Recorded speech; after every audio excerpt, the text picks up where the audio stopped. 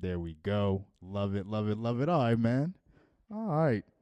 Can definitely take a breather, take a seat, warm up. Winter is here, man. Snow just hit us in the face. December's in the mix. MIC podcast, man, episode 194, where everyone is a master of their own creation. Our guest today is the owner, the founder of the Soul Collective, a content creator, a stylist, a designer. We have the very impressive Kiersten Ferno in the building. Kiersten, what's going on? Hi, I'm so happy to be here. Thank you for taking the time to be here. Just quickly, getting to know about you. I know you're involved in many things. You have your hands on a lot of things, and you're just a very busy person in general. So thank you for being able to take the time. It's gonna be really dope to just chop it up with you and hopefully get a new perspective on you. Can't wait. Absolutely. Honestly, I've been listening to the pod. I love what you guys do. Appreciate you. And I like just, hearing where people come from, Yeah, how right. they get where they are, and just learning about different perspectives. Yeah, So yeah. Thanks for doing what you do. No, for sure. I mean, how you been? Just kind of started off.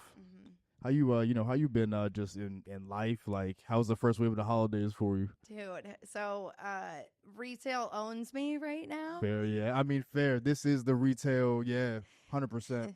So for me, Thanksgiving time is both exciting for, family visiting. We have a lot of family based in Canada. I've got some family out in LA as well, and everybody comes into town, which is a ton of fun. But where do y'all usually meet? Like, do y'all meet in Pittsburgh, or like do you go out to Canada or something? Or? So my husband's family is all based there for the most part. So we actually do a little celebrating on Friday.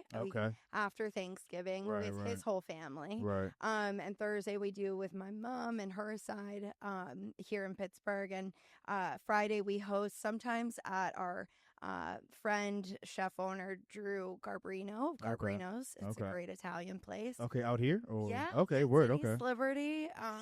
Never heard of it. It's right near the Carnegie Library. Okay, all right, okay. Great, big family style sharing. Okay, word. Food, got you. They love it, and then they do the big shopping around town. And I'm in the retail business, so I'm usually at the store. Doing our thing, and Black Friday, Small Biz Saturday, Cyber Monday. It's just like a Tech grind. Tuesday. Yeah. Giving Tuesday. World Wide Web Wednesday. They've got it all. Yeah, literally the entire week. It's just repurposing the week after. Like there is literally I don't know what's next, but honestly, I'm tired. Yeah. So I would love if they would just type what you want to buy Thursday. like it's just we're in a capitalist nation. It's all good. Truly, I'm hey, I'm here for it. Yeah, right. To make the money, get the sales this time of year for sure. But it is, man, my team is wiped. Yeah, they're beat, and December comes on, and we're like, you know what? It's cool. We can sort of coast a little. Well, no, I mean, I find that that's the case just as us as just Americans specifically. You know what I mean? It's just we bust ass the entire year. Mm-hmm. Once November hits, it's all right, cool. We can kind of get a little break. People stop working once December hits. It's I'm done. Oh, I'm not even tapped out. Yeah, I was chatting with someone recently about just funding and stuff. We're going after some big things in 26. So, and she was like, "Well, if I'm gonna get this sent in today, but with the holidays coming up, I'm like, it's December 1st." It's November. It's November 30th. It's literally November 30th. What happened? December is gone. They're already projected it's already Christmas at this point. That blew my mind today. I was like, okay, it's November 15th. The holidays, man. Yeah, the holidays. Man. It's October 3rd. The holidays, man. It's so ridiculous. Yeah, honestly, the tap out is real. No, for sure. And I get it. We're all exhausted. It's been a year, but that's fucking hilarious. So getting into you. So was being a business owner, entrepreneur, was that always the goal for you? Did you have other kind of lanes that you were in prior to selling on that? So I definitely always thought I would own something for myself. All right, that's dope. I'm a proud daughter of 2 entrepreneurs. Oh, dope. My mom owned a Montessori preschool. The basement of our house was actually a school Mhm. for my Oh, whole for life. real? Okay, Yeah. that's crazy. So she did that for almost 40 years. Wow. And then my dad was an accountant, and he worked in an accounting firm that was in East Liberty and then Highland Park, and then moved it over to Fox Chapel. So I've just always seen what it is to like give back to the community. Where you from in the city? Oh, so actually, I'm not from the city. Okay. My husband always gives me shit because if I say I'm from Pittsburgh, he's like, "You're not." Yeah, I'm from right. the burbs. I grew Okay. up in Oakmont. Okay. But I definitely spent a ton of time in the city growing up. Right. But watching your parents, I think you see both sides of it. They definitely worked really, really hard. When you own every part of your life and financial situation, I think that comes with its challenges, Right. but it also comes with independence and Yes. freedom in some way. So I always thought I'd own something, but retail, my dad being an accountant, he was like, you can do anything, just don't open a retail store. Right. What I go and do. Yeah. No. Right. The numbers don't look good on it. Yeah. No. He's like, I've seen too many come and go. Okay. It's just too hard. Yeah. I'll support you doing whatever you want. Just don't do that. And then here we are. How was growing up in Oakmont for you? It was great. Yeah. Oakmont's like your quintessential small town for sure. I think it's a box, right? So my parents worked really hard to get me out of the box. Mhm. They grew up in and around the city. And so when they moved to Oakmont, they knew if they had kids, like it wasn't going to be where I would do all of my lessons or take class or interact and socialize. So, we were in the city for dance or for theater, for art. Okay. My parents were all about, getting me into the cultural scene. Pittsburgh Right. has a great scene here. And Oakmont itself, it was great because you could walk to a friend's house. It was a smaller high school. I could do everything I wanted. And I was definitely that kid who was in every activity. Yeah. And wanted to be the leader in all of the things. Okay. So that's kind of where the gene lies, like with that. Totally. But just even outside of knowing that you kind of had that leader gene. Was there anything creative that kind of angered you, or just were you just kind of the energy was just wherever you were at the time? Yeah, I think I did a lot of theater. Okay. And I think also dance performance. I took classes at PBT, so I performed on big stages as a kid. Okay. And I love being the attention. Yeah. I love the idea of sort of becoming someone else or putting on a persona. I love the acting bit of it as well. I took some acting classes, which I also really loved. And dance, I think, is such a great expression. Yeah. It's almost meditative. Yeah. It's a great workout, but it's also just it's vulnerable too, though. You know what I mean? Yeah, especially when you're the only person dancing. Yes. You know what I mean? It's just, Yeah. I think you really just learn how to own a situation. Yeah, fair. Yeah. Being on a stage. Yeah. And also, I was definitely an overachiever kid. So I was always the leader or the coach or the whatever in anything I did. And maybe that's from having a preschool in my basement. Maybe. I was like, you guys are here for school, but this is my house. But I'm not. It's my stuff. Yeah, right. That's hilarious. So was definitely coined bossy in my younger years for sure. So when do you just kind of first remember, fashion, that connecting with you, that world just even kind of appealing to you? Yeah, I think that when you're little, the things that you're probably interested in are going to come out later in life, 100%. start to show up, yeah, right? Of course. So I was definitely the kid wearing their tutu and their purse to the bowling alley. Yeah, right. And my dad would take me to the driving range to play golf, and I was wearing my sparkly jellies and my metallic belt that matched my headband and stuff like that. But I was game to throw a football and game to go to the golf, go play golf and stuff like that. So I think right away in those early years, you just enjoy accessorizing. Yeah, you right. enjoy taking a minute to get ready and feel good. Like you look in the mirror, you're excited about what you're wearing. Yeah. That definitely started young, no Okay. question. And then like when do you feel like you just kind of cemented your just kind of style or like vibe? Ooh, personal style. I think Yeah. it's so evolutionary. I mean, Facts. gosh, I think about how see pictures of me like in college. You're like, girl, what are you doing? At the time, it was fly though. Like it was the fly shit ever Oh, at the time. Like exactly. But I think like even in those moments where I was, dressing a little more like you want to look like everybody else, Yeah. even in pictures with like a group of friends, I'm the kid that has like the hat, the earring, the jewelry, the crazy kicks, like Yeah. that sort of thing. Yeah. So, I feel like forever I have, even in those times where I was like younger and wanting to blend in a little bit more, there was still this sparkle of feeling like I had my own personal twist on those things. Facts. Yeah. And that's really, I think that's why I love encouraging people to do that Yeah. in what we do now. It's so much fun to help people like recognize that it's okay to like stand out a little bit For from the sure. crowd, Yeah. Definitely. No, 100% agree. So with Soul, was that your first business venture? Like, did you try anything in the entrepreneurial world before that? Uh, Great question. So I actually have done quite a few things leading up to that. I've always been in retailer sales. Okay. I worked in a consignment shop, a high-end consignment shop when I was a teenager. This one no longer exists. Okay. It was right on the boulevard in Oakmont. Okay. Actually, my boss, Jackie, still owns, she opened Phoenix Boutique in Lawrenceville. It's right on Butler. Okay. It's fantastic. Okay.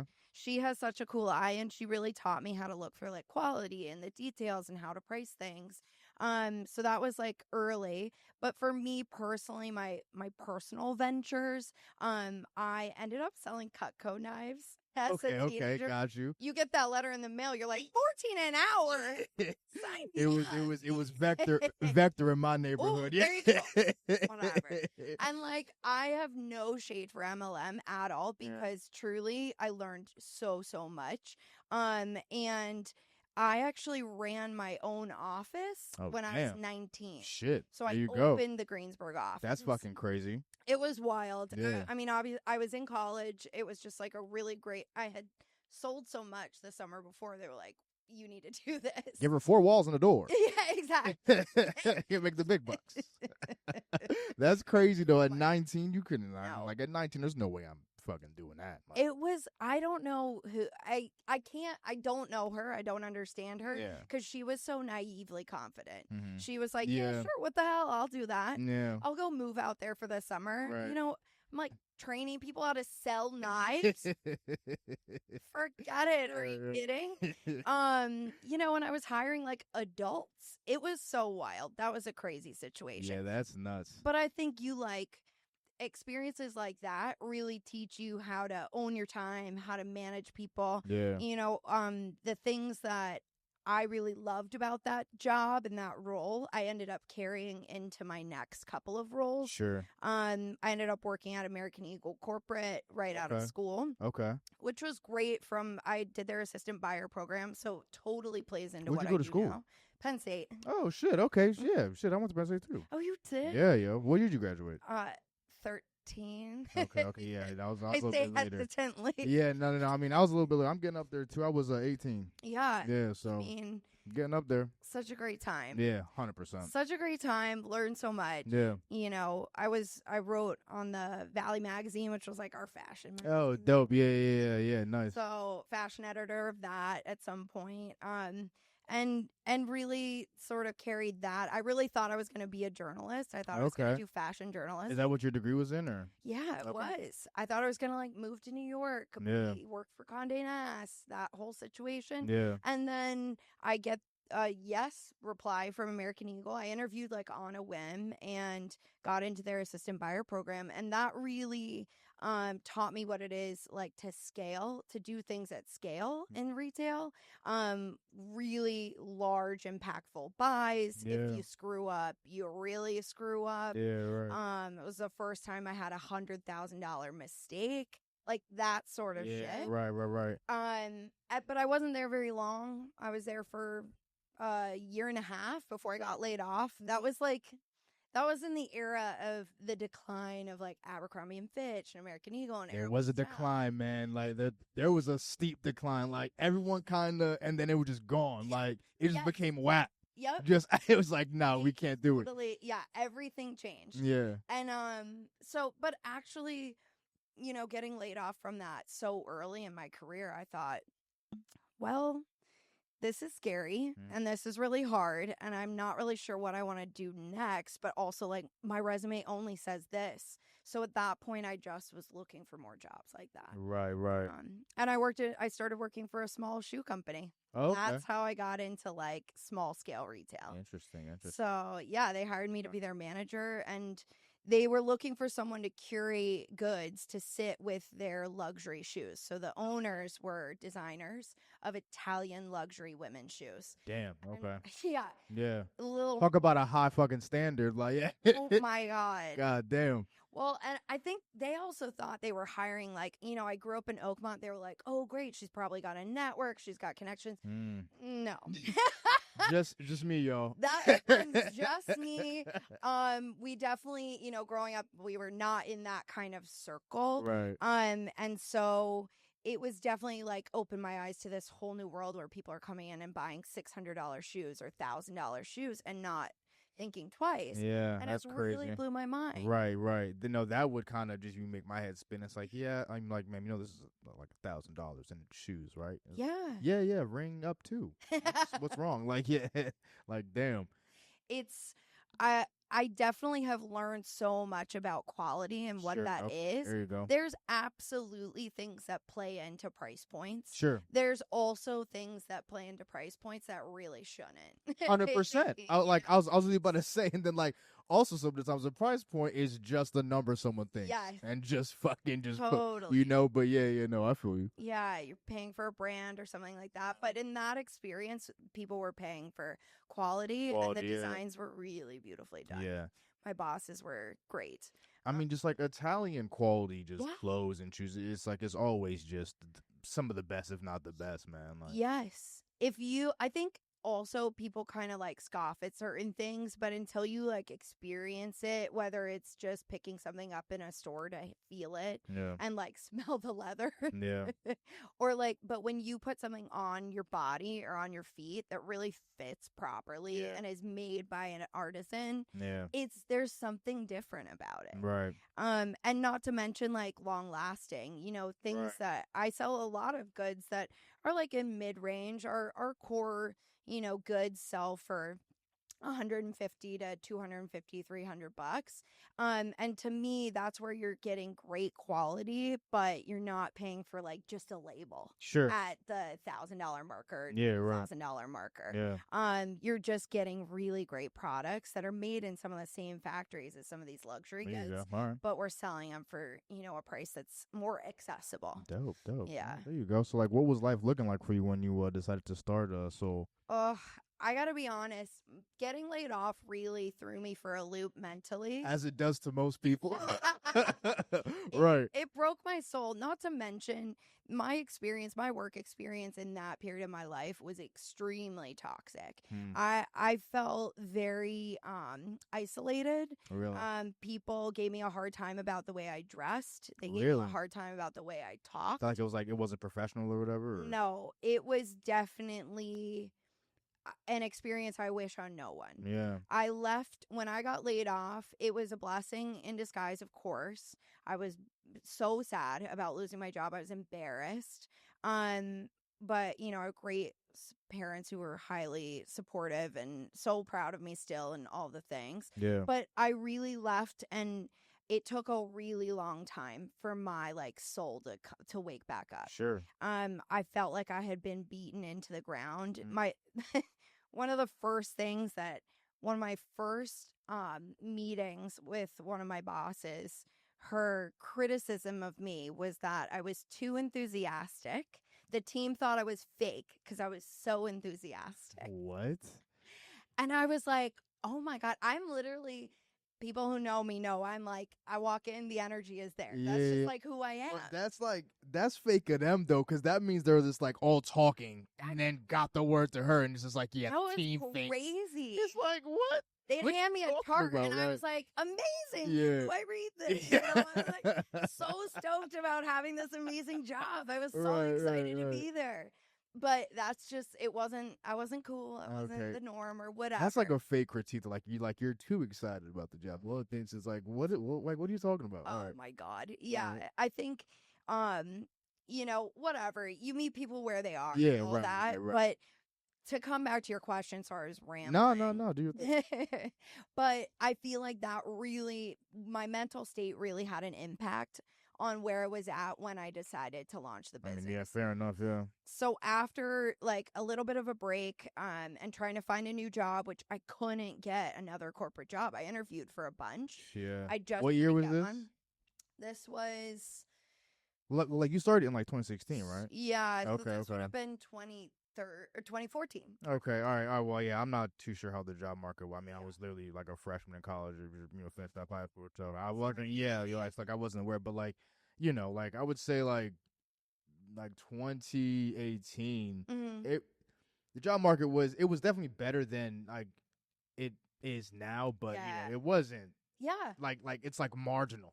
You know what I Totally. mean? Like it was still pretty hard to find out. It depends on your industry and what the industry. Also that too, yeah, right? yeah, fair enough, yeah. I think corporate retail at the time, it was like everybody was shifting how they were doing omni-channel. That was like having an e-commerce business was all of a sudden a big thing. That was crazy. Yeah. Now, that's like, a big shift. Yeah. I mean, like know? that's a big shift for sure. Huge. Yeah. So I think, there was a bunch of changes happening in the industry, but also genuinely, I didn't actually want those jobs. Fair. Genuinely. Yeah. Because I didn't like what I was doing. I didn't like working at that scale. And so I ended up finding this job through a friend at this little shoe company in Shadyside. And while I was there, a friend of ours who's an orthopedic surgeon was like, yo, why are you working for someone, first of all? Like, you should be your own boss. And what if we like partnered in some way? I have patients who need comfort shoes. You've learned the business of retail. Why don't you open a store near the hospital where I work and sell comfort shoes, insoles, like granny stuff? Damn. Okay. And I was like, absolutely not. I mean, good business idea though. Like the thought was there. It was there. Yeah. And my whole family was like, do it. Yeah. Everybody was psyched about this idea. And to be fair, great idea. And frankly, I ended up doing it. Yeah. So when I launched, this was 9.5 years ago at this point. That's crazy. When I launched, it was a totally different business. Yeah.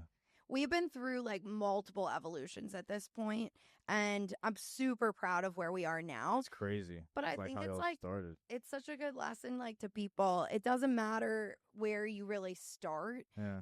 If you have a bold idea or there's something that's like continuing to poke at your brain, like I really feel like I should do this or pursue this or whatever, get after it because it will work. Yeah. Because of your passion. Yeah. And I didn't have passion for what I did when I launched. Yeah. I mean, fair enough. You were just kind of doing it, I guess, just to do it. I guess. Yeah.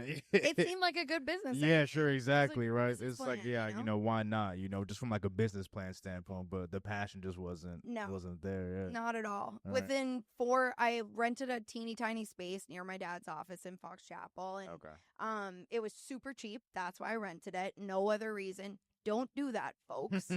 Find a location that makes sense. Yeah. It's also probably cheap for a reason too. Like, yeah. Exactly. It was like destination location. Yeah. And I went into it like I was trying to prove something to somebody. I feel like I wish that my mental health had been in a better place, but I was defeated. I was feeling really low from my circumstances over the last little while. And but also at the same time, like my parents, my family members, people chipped in money to help me. That's like love. Our family friends wrote checks. That's love.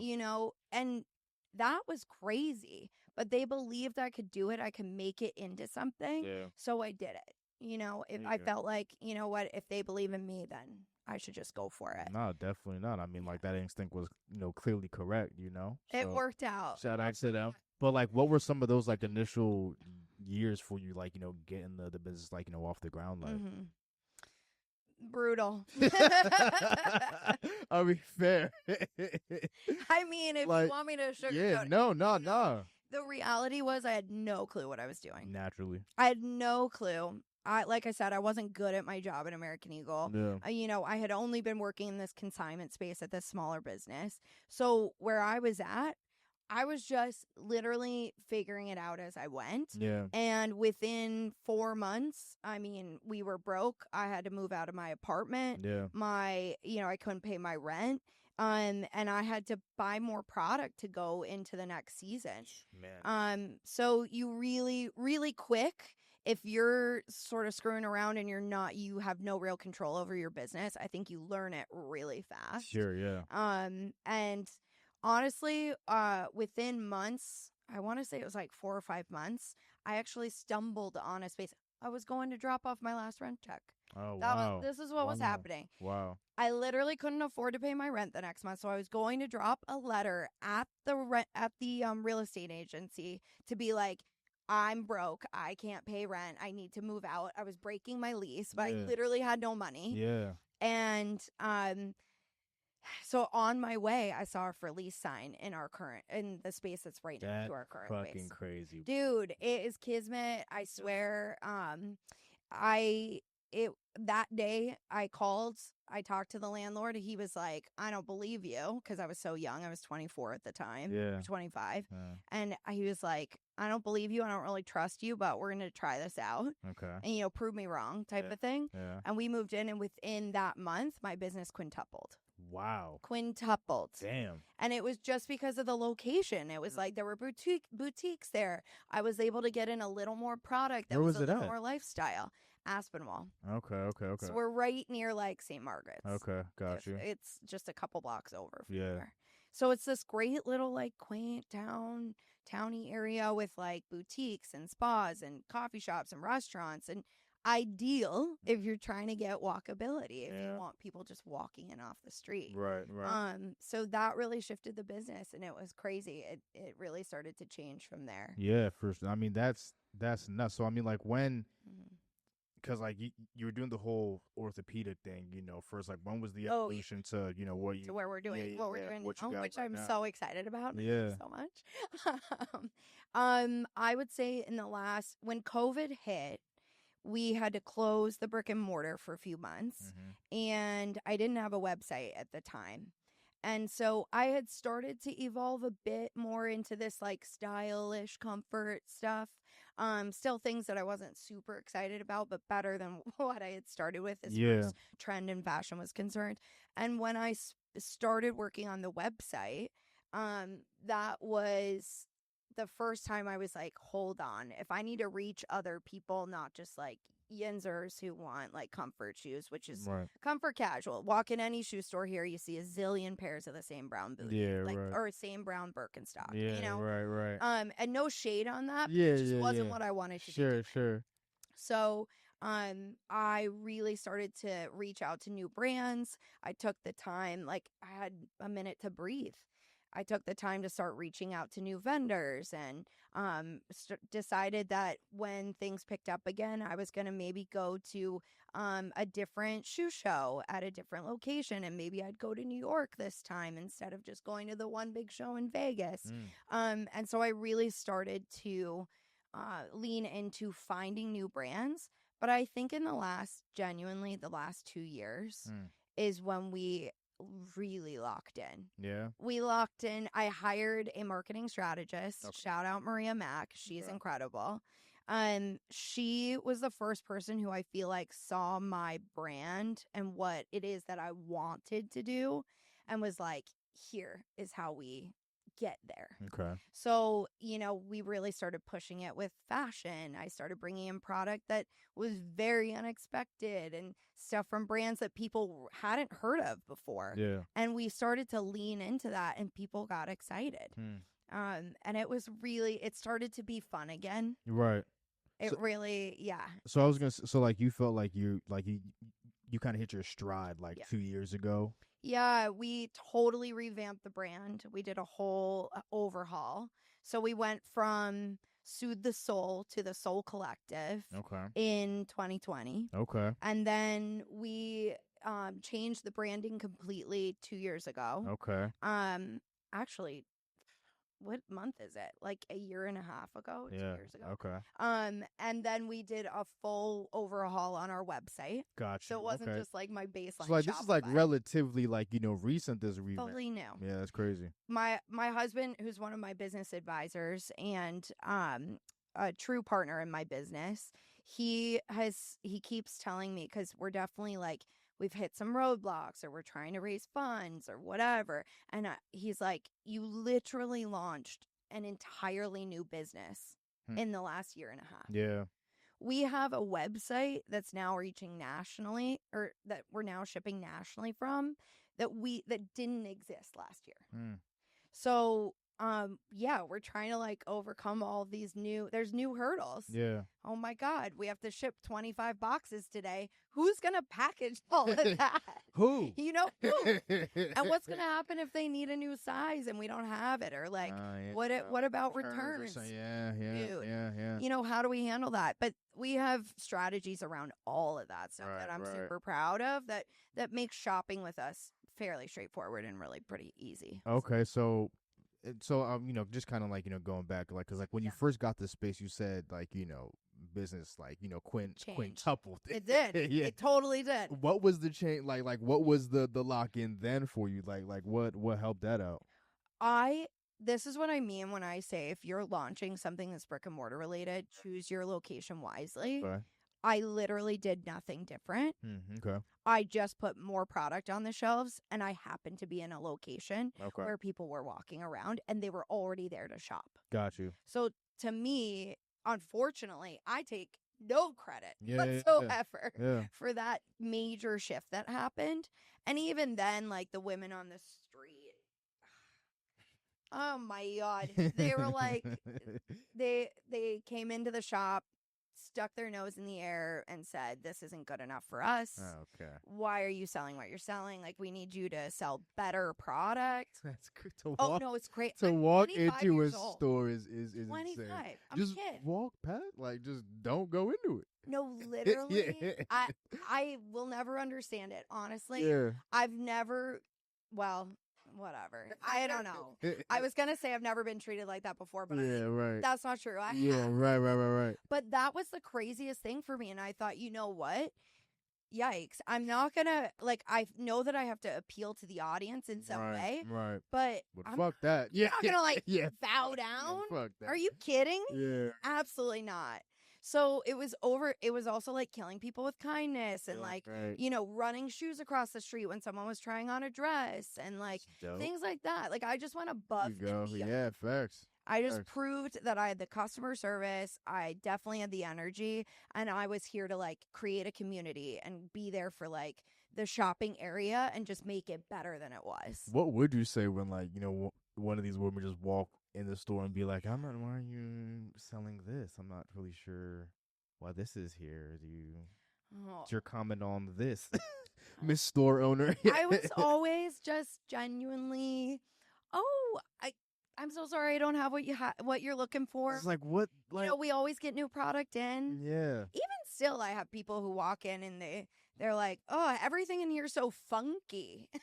What? I don't know. Yeah. I'm like, we are not for you, and that is okay. I don't know that you need to say it They're out loud. a plant from somewhere. Yes, that's what I'm saying. Like, hey, all you people. Like, what?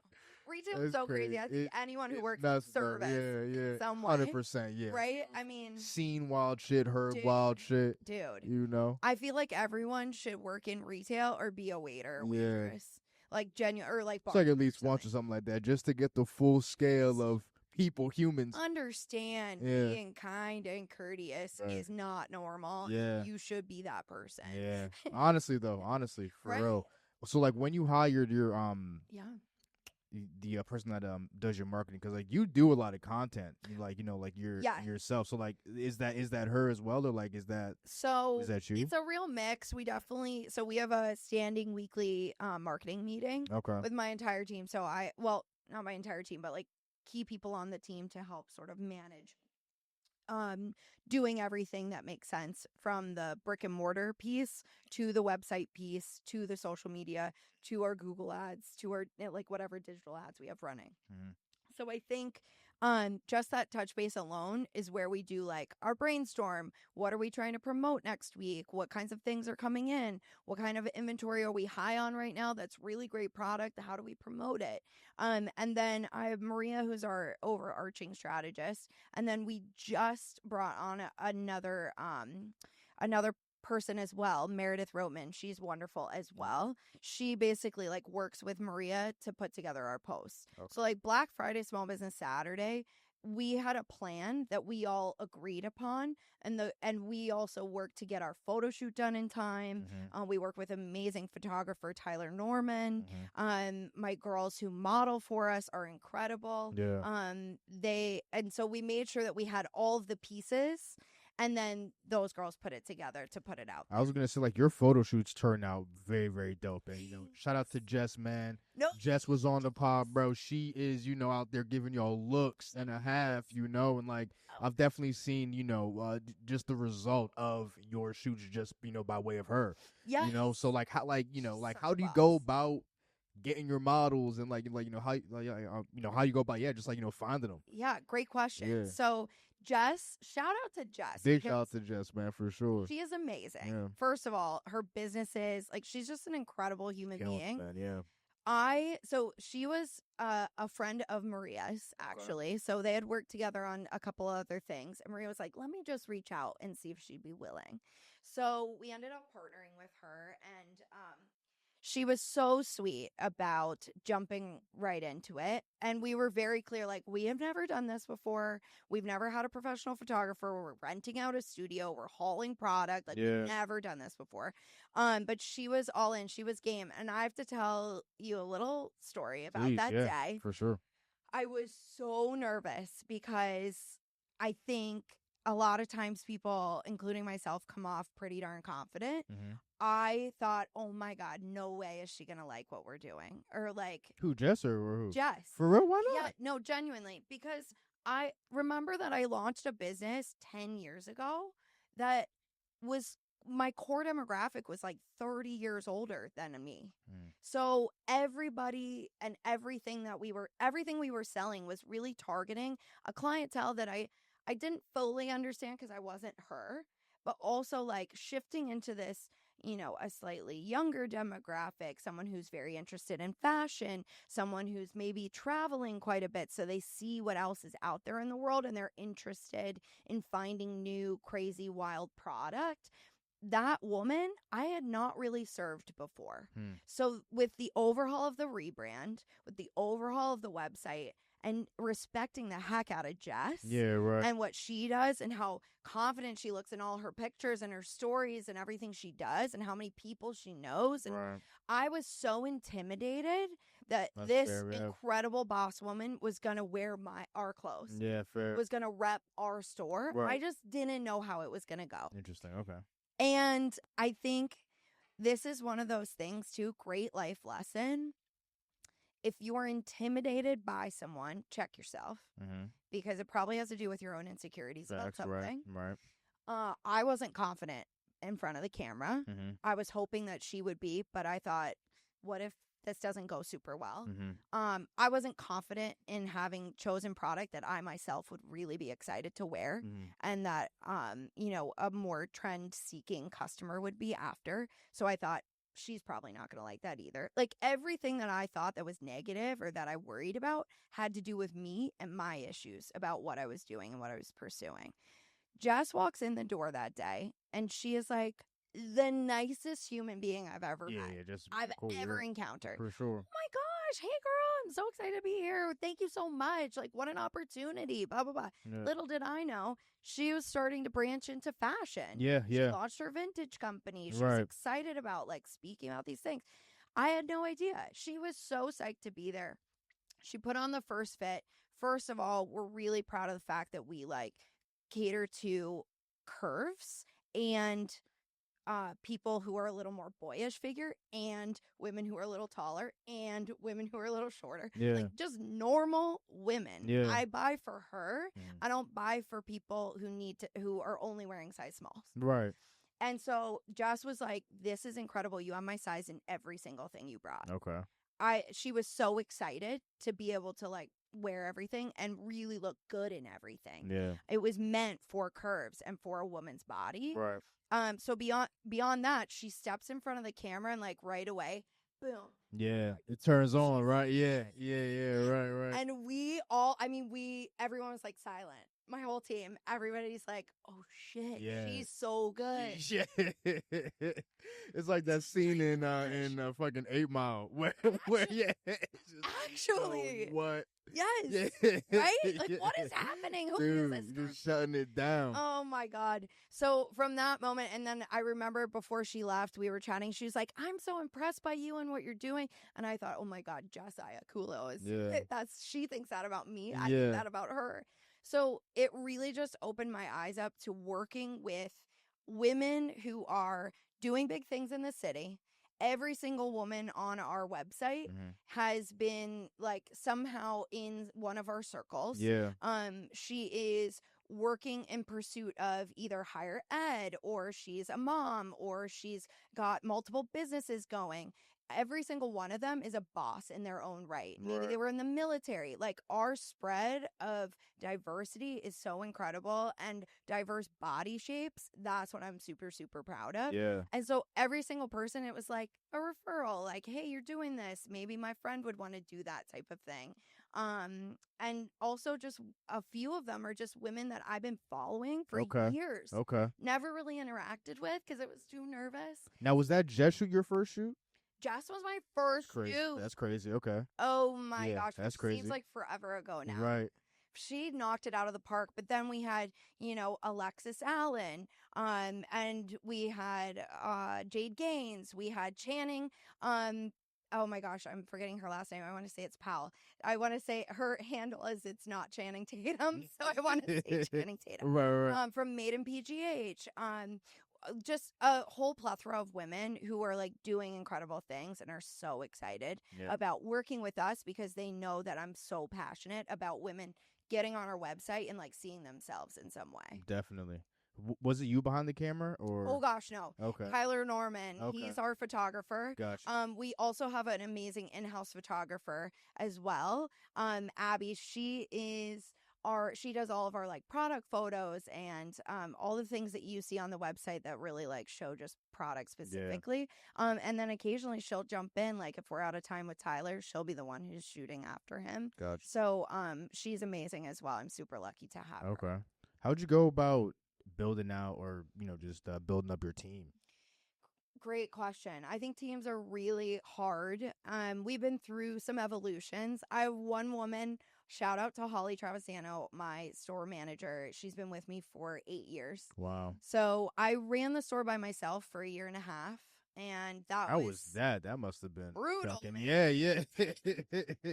That must have been, that's 6 days a week. That's no joke, man.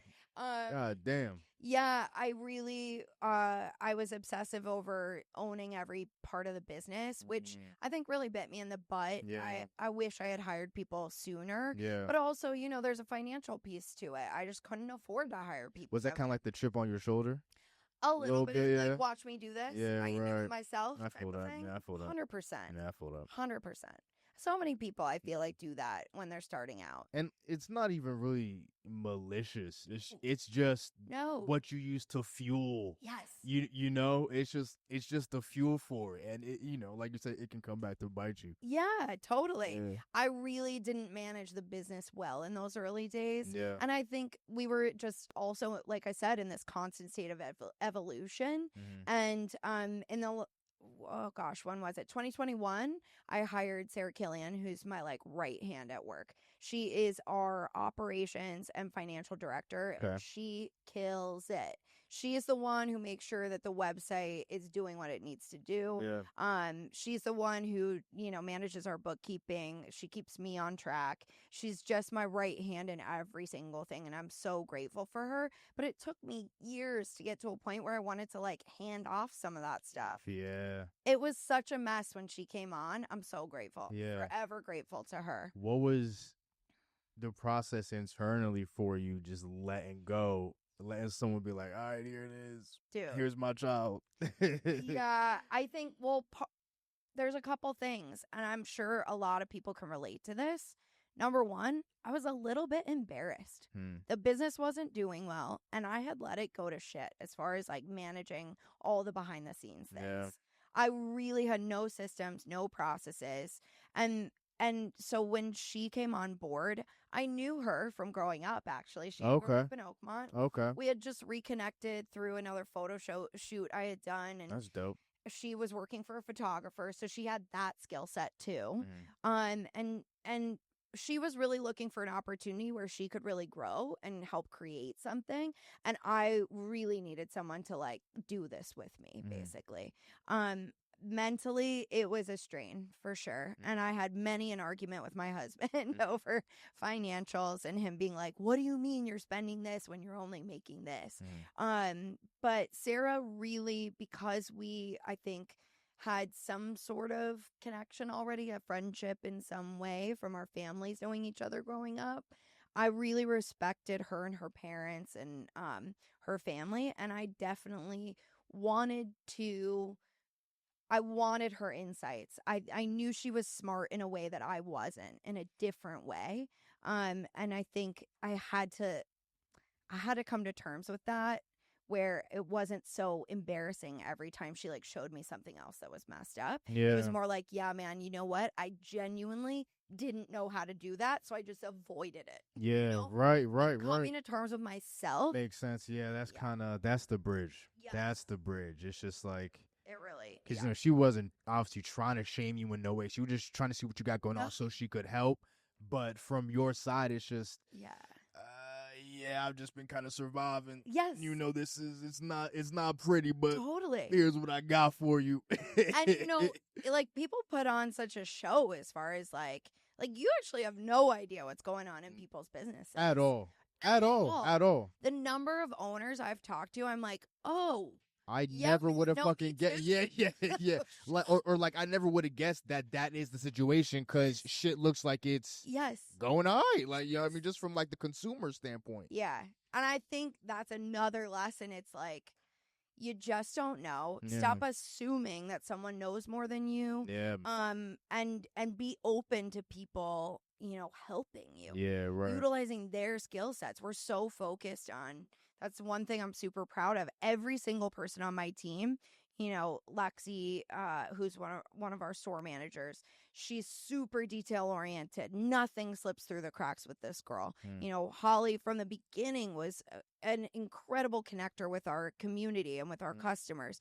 Sarah's got the financial brain, but she also has this creative brain from a visual perspective for the website. Correct. Every single person on the team brings something to the table. Right. And I had to be willing to just like let them shine.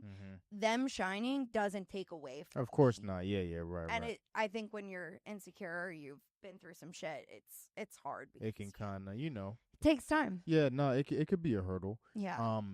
So like, was there anybody not anybody, but any sources of inspiration, or if not any mentors in the mixture for you at all? Or? Totally.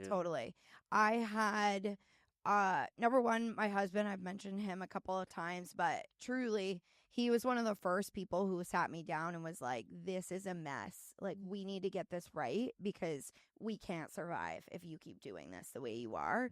Yeah. My dad, he was my accountant. We lost him a couple years ago, a year and a half ago. And that was a real hit because he was definitely somebody I relied on to bounce ideas off of, or just like pull me back down to earth when my ideas got a little too big. Yeah, right. So the two of them for sure. And then I also, like I mentioned, I have had multiple MLM businesses, and in those businesses I got really lucky. I think people are very like, What's the MLM? oh, sorry, multi-level marketing. Okay, got you. All right. People are so polarized with MLM, Yeah, and I yeah, think that's right, because right. it's a people business. Yeah. Some people suck. Yeah. Some people are not great Fair. and mean and scary and maybe like dishonest. Yeah. And the reality is, I got really lucky that my people, my mentors in those businesses were the ones who told me, you know, how to read Think and Grow Rich. What else?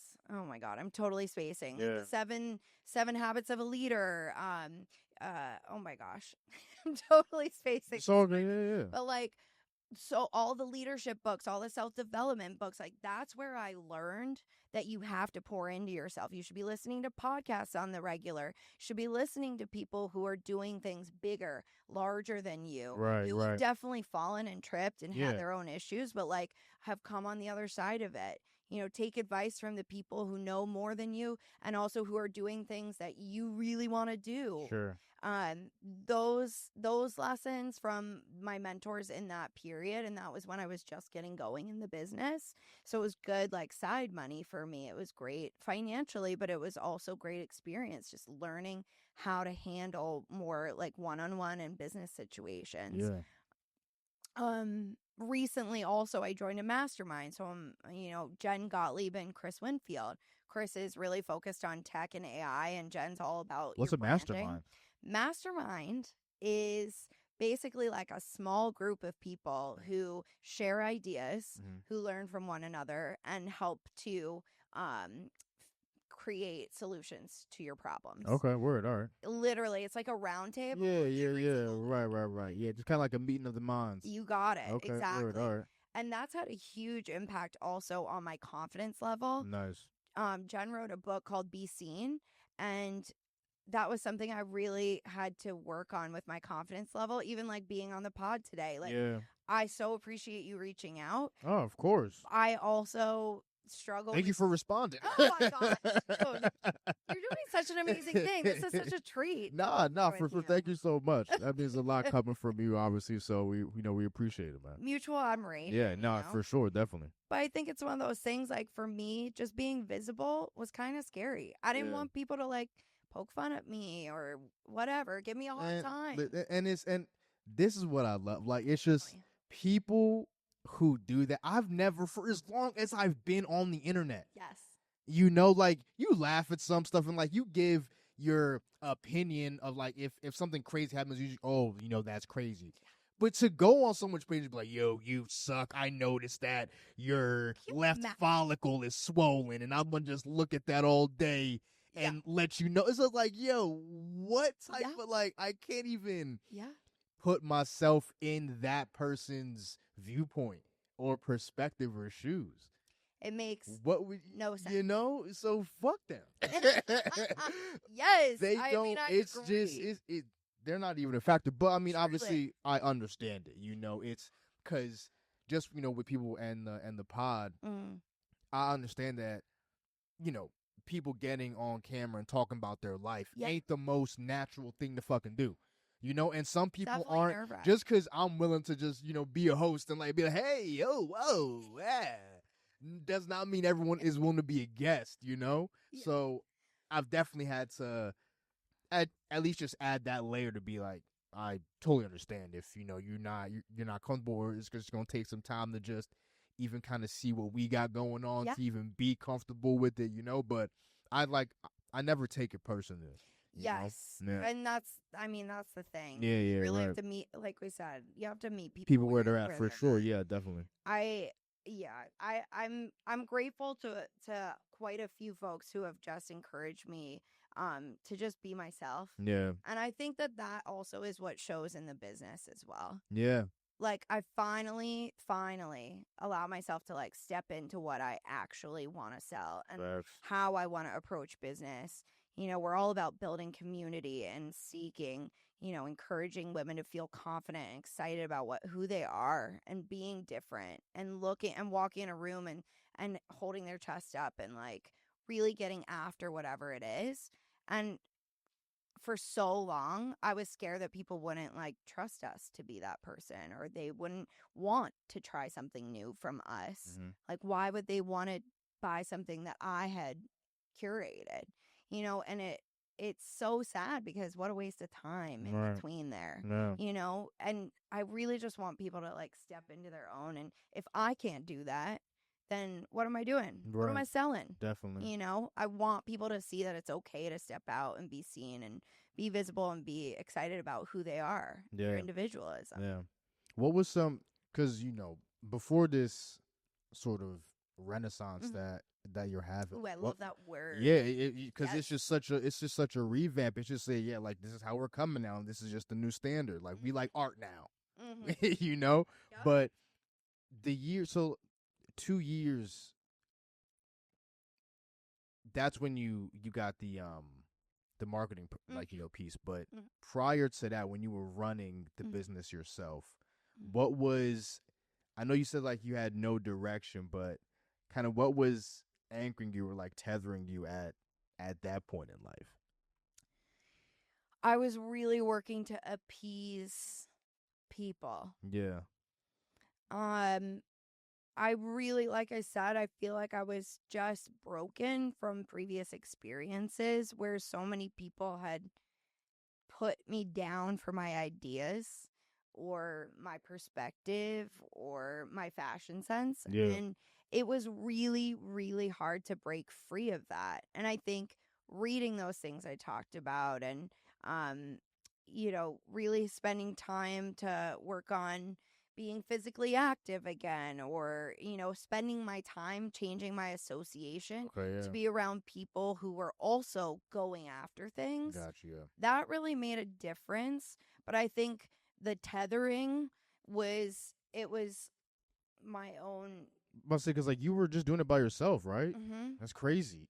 Yeah. That's fucking nuts. I think it's such a testament also though to like work ethic and the human spirit. Yeah, It's like yeah. even when you're not doing what you want to do or even when it's hard, You don't know what you're capable of until you get you faced get with through. yeah, facts. You Yeah, get on the you other side. survive it. Yeah, You survive it. yeah. The last few years have been brutal. I've had some personal things go on that were really jolting. And I really thank God I had people around me who Sure. were Yeah. Yeah. excited about what we were doing, who could help carry things when we needed them to.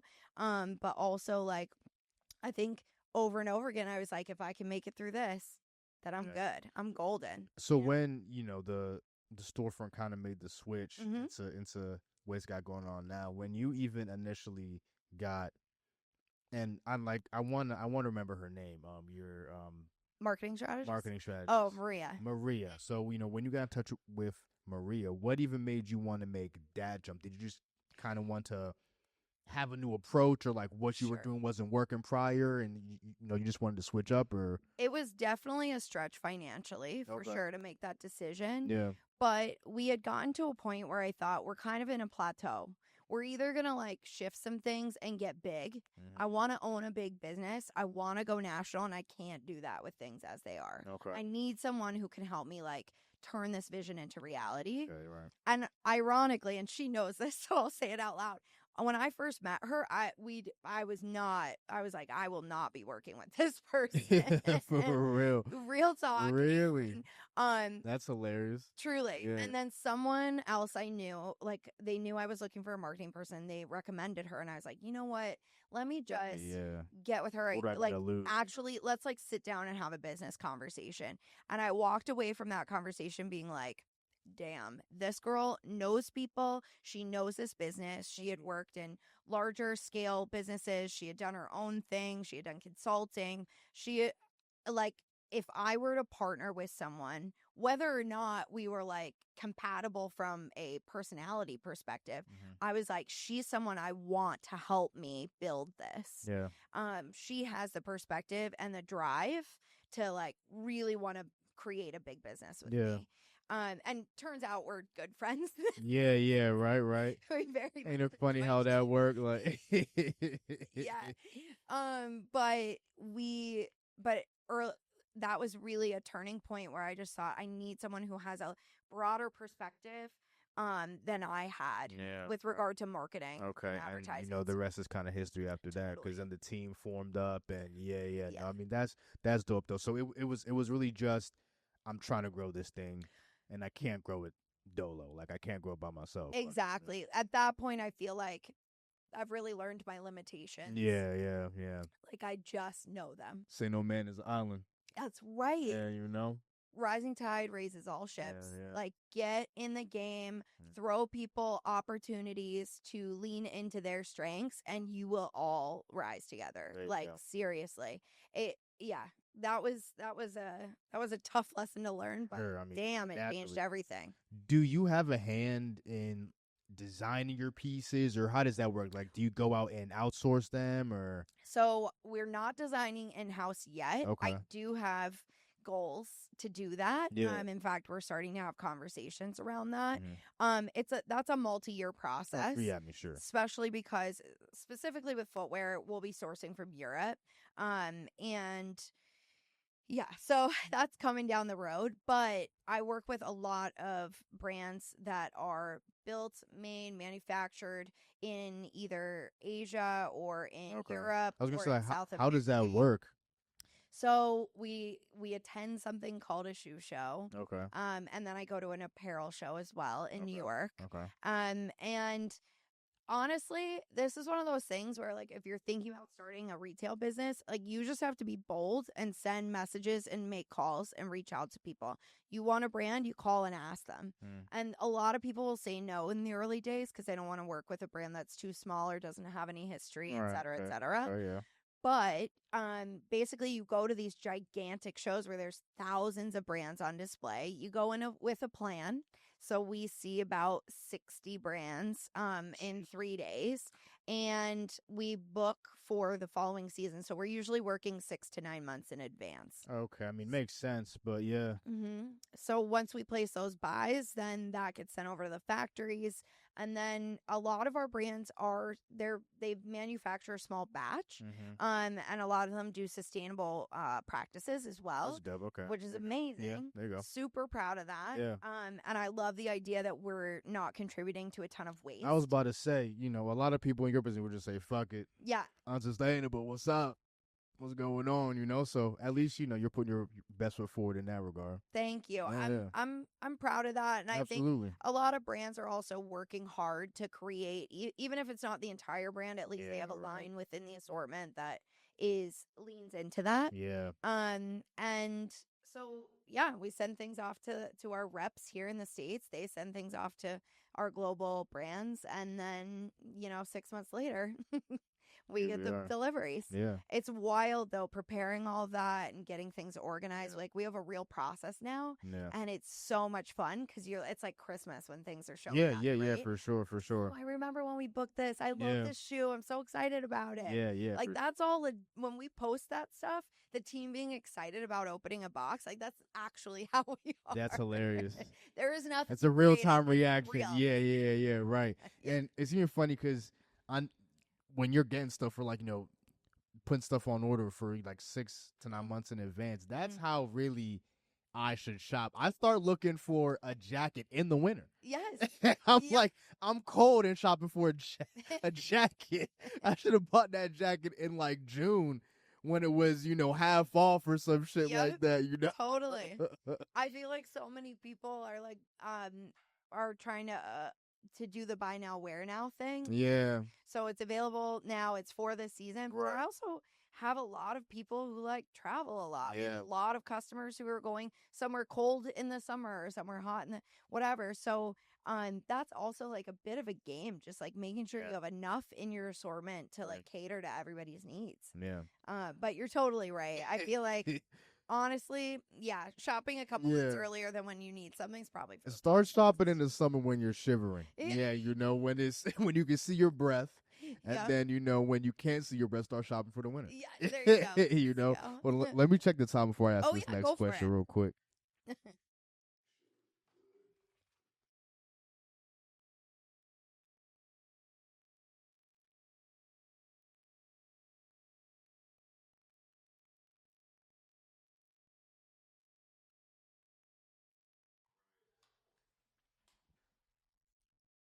All right. So I do want to ask, like, how do you, or what do you think, and at what point you can say too, you separated yourself as a brand from, potential competitors or just, other retailers? Mm-hmm.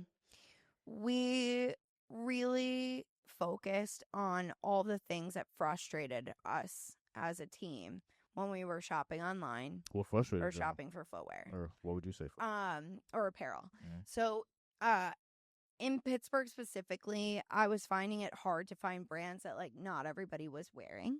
Fair. All right. I definitely, I'd go to a big city and come back so inspired by what I saw about how people were styling themselves. Right. Or the way that people were putting things together, but also, having access to things Right. that you just don't have here. Also, I feel like one of the things that really frustrated us when it came to building our website was that when I'm shopping online, there are very limited sizing recommendations. Fair. All right. My whole team tries on every single product that comes in our doors. Dope. Every single one. I mean, that's, some due diligence. Yeah. It's that's definitely crazy. due diligence. Yeah. We are so obsessed with being able to help someone get what they want, size-wise, fit-wise, from the beginning, rather than having to do the back and forth of returns, etc. Yeah, fair. We're not trying to be a Zappos where people order like 10 pairs of shoes and they keep the one that fits. Like, we're trying to help engage people to make educated buying decisions, but also giving them something fun like a little style quiz. So when we're recommending products on the website, they're not just like shooting in the dark or having to scroll through a million pages. Like, there's recommendations showing up right in their account. So it was all of those things that we really were frustrated by ourselves that ended up being like, okay, well, let's find brands that you can't find anywhere else in Pittsburgh. Mm-hmm. Or if you can, we're buying the really unique items from the brands that you can't find elsewhere. Yeah. A couple of our brands are literally made to order. So no, you cannot get that product. If I order 6 pairs, that's all that's here. It might be the only 6 pairs that are in the US. Wow. So having some exclusivity. Yeah. And also, buying things like a bright orange mesh striped shirt. Just original shit. Yeah. Just unique shit. Yeah. Right. New and different and fun. And as far as our website goes, it was like really important to us to have models who could show you what a pant fit like on someone with hips or with a belly or with boobs. Like, I'm not trying to, I don't want anyone to go on our site and feel bad about themselves because they're not sure if they're going to look as good as that size 00 model. I want women to show up authentically as themselves and be excited about putting product on their body and knowing that it's going to fit because they're seeing, Kiersten on the site and it has my weight, my bra size, my typical sizing. Yeah. All the things that most women are so insecure about sharing. Every single one of my models has put that in. Dope on your part, super, super vulnerable for, y'all to just even do. Because, like you said, women don't even really do that on social media, period. No. And let alone in general, that information is just, for themselves. Mm-hmm. From a consumer standpoint, is just dope to just even have a reference point, Thank you. because when you're online shopping and all that, you just need, you see the thing. Yeah, you have the sizes, but there's certain just aspects to you that if you had a reference point to be like, okay, how does it fit a person that's, size like this? It can be like, okay, cool, and like, okay, like, right, kind of has this aspect to it where, okay, cool, and it just gives you more information as a buyer. A little more peace of mind. Peace of mind. I'm spending $190 exactly online. Can't try it out. Let me, just get on the information I can. Yeah. You know what I mean? Before I press probably add to cart. Yeah. Exactly. And we also really try hard. If someone DMs us or sends an email or sends a message on the site, our chatbot is amazing. We've trained it really well as far as like fit information, sizing, where things are made, how they're made, etc. But there's also real people checking on those things. Yeah. So all of us are contributing to answer questions and make sure that people have the information that they need. And also just like to remind them that there are humans behind the business. Yeah, for sure. And and I definitely think that people want the experience as much in store experiences online Yeah, as right. much as possible. Right. It'll never be the same by any means. I think brick and mortar is still really important for that Yeah. human community For sure, sense. yeah. But to be able to have some sort of piece where it's like, oh, Kiersten responded to my email and Yeah. the recommendation she said, she actually measured her own waist and she said it was going to be size 10 and and it fits. Like, what Yeah. a dream. Those connections, that's important to me still, for sure. I know you work with Jess a lot. Shout out to Jess. Is there any other maybe just local people that you may have like deals with or have worked with to that capacity as well? Or? Yeah, I mean, I'd say all of our models have participated in some way. Okay. So, if made Alicia and PGH, she's on our website. She's amazing. She's very involved in the fashion sort of scope here. Yeah. Eva, I'm totally spacing on her last name. She wrote a children's book. She also has a photography business. So those people, like, we definitely partner with. Maria has her own company as well, her branding company. So Maria's been a big partner for us, like co-sponsoring things. So all of the women, Alexis Allen, Jade Gaines, she's been wonderful as far as like promoting and posting about us, and in turn we want them to be able to access product with us. So we definitely have partnerships, but that's a big focus for us for 2026 is to grow how many women we're partnering with, and also expand, I think, outside of the Pittsburgh region. Yeah, I was gonna say, just Yeah. even outside of Pittsburgh, just anyone who you think would just be dope in your clothes. Totally. We ship to the West Coast and to New York a lot, and we're starting to ship to the South quite a bit as well. So we've started to like gather a list of people that we definitely want to partner with. Are y'all just reaching out just like off the strength, like, yo, yeah, we're a brand out in Pittsburgh, and hey, dope, there you go. Yep. That's how you do it. Listen, from what I've learned, it doesn't hurt to ask. Fuck it. The worst thing that happens is they don't respond or they say no. Literally. Who cares? That's how we got 194 episodes. Like, just ask. Yeah, just ask. Come through? Exactly. No? All right. Word. Next person. What's up? What's up? Exactly. Yeah. For sure. No, but that's super dope. It would just even be dope to see, just people abroad. Totally. Soul shit, Yeah. Definitely a Oh, rollout. yeah. Oh, my gosh. I can't wait to open a warehouse in Europe. But all in good time. Yeah, all in for good sure. time. Yeah, definitely. You're coming off an event, right? That yeah. Did you throw at Soul? Yeah, okay, yeah. Well, that was like mid-November, right? Okay. It was amazing. I have never seen so many women hype each other up in the span of 2 hours. Yeah. The energy was incredible. We had an amazing DJ. Venus the DJ is what she is on. Okay, Instagram. yeah, you were telling me about her. Yeah. Okay, word. All right. Incredible. Okay, yeah. We had such a great time. All of our models were there, and we featured them so people knew who it was that they were looking at. That's far. And we did some fun like discounts and giveaways and some gifts and things. And honestly, the whole idea behind that event was just to gather women together who are doing incredible things, who are contributing to our community, and who are excited about being around other women who are doing big things. 100%. So Mutual Admiration Society, 100%. And I was like, if you're not hyping someone up tonight, like, you're doing it wrong. Yeah. Tonight should be all about being together and like being excited and pushing each other to like step out. Yeah. Get in your confidence zone. Be excited about who you are and what you're working with. Gotcha. Yeah. So going into year 10, how has and I know, right? And shout out to you, yo, congrats, man.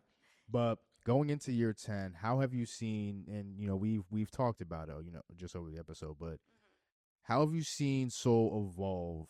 And then just even how have you evolved just even as a business owner? Soul is becoming such a part of me, my creativity, my soul, my excitement around curating goods that are new and interesting and uh, and hard to access.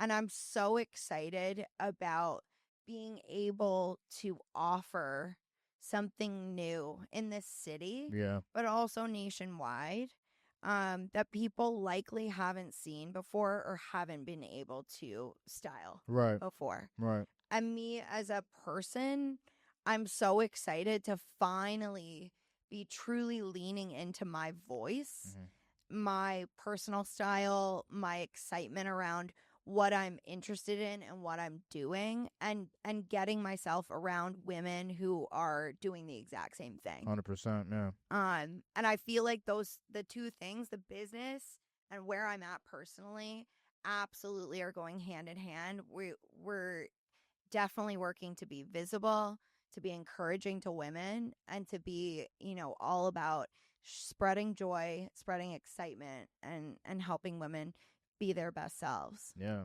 Well, Kiersten, I mean, it's from the looks of it again, the fact that this kind of search for you happened in like the last 2 years is fucking mind blowing. I can't even really, I'm gonna have to just process that a little bit because, it looks like y'all been doing your thing for a while. And you have, as, in totality, you know what I mean? Yes. But just this recent surge is Yes. just super, super dope to see. Thank you. I think, the sky's the limit for real. It's just gonna be exciting to see how you guys grow. But thank you so much for coming through, yo. This was an absolute pleasure. Oh my God. I really appreciate it. Thank you so much. So nice.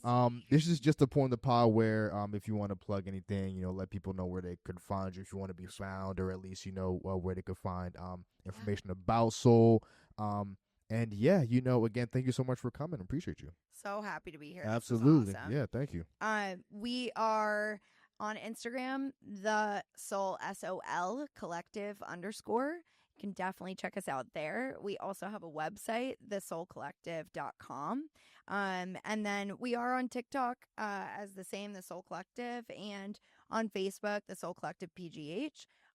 If you want to follow me personally, it's Kiersten, KIERSTINFERNO, like Inferno.